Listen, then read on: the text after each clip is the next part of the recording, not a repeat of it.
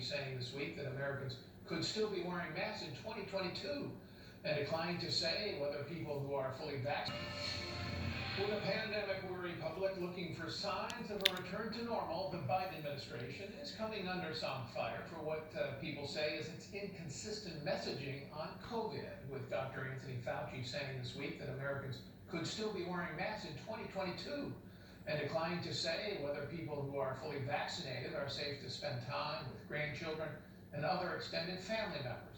My next guest made headlines recently when he predicted in a Wall Street Journal op-ed that the U.S. is nearing herd immunity from COVID, saying he expected the virus to be mostly gone by April, allowing Americans to resume normal life. Dr. Marty Makary is a Fox News medical contributor and a professor of health policy at the Johns Hopkins Bloomberg School of Public Health. Dr. Makary, welcome and congratulations on that op-ed, which it was ahead of the pack. Shook some folks up, and you have got some pushback from some people. Are you still sticking to that April timeline?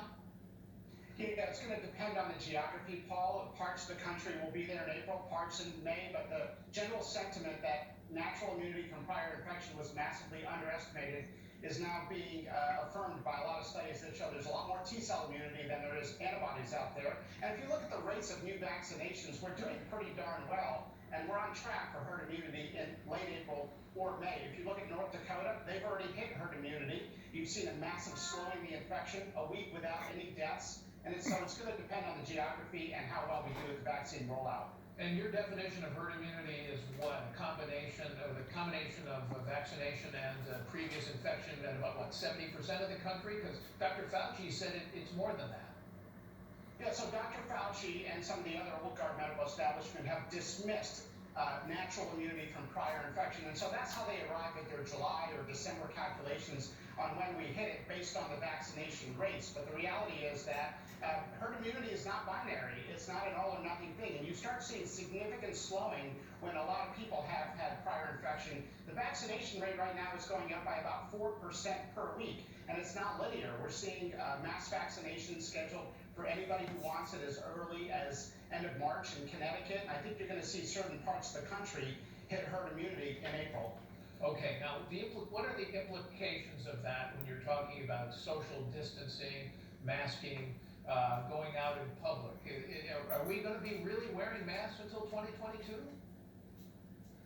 No, and we need to live our lives.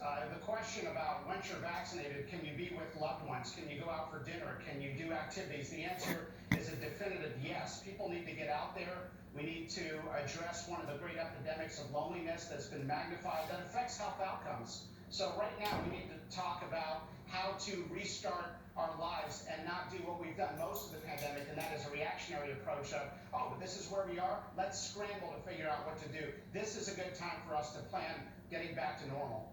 And does that include, when you say getting back to normal, does that include attending mass events like concerts or sporting events, that sort of thing?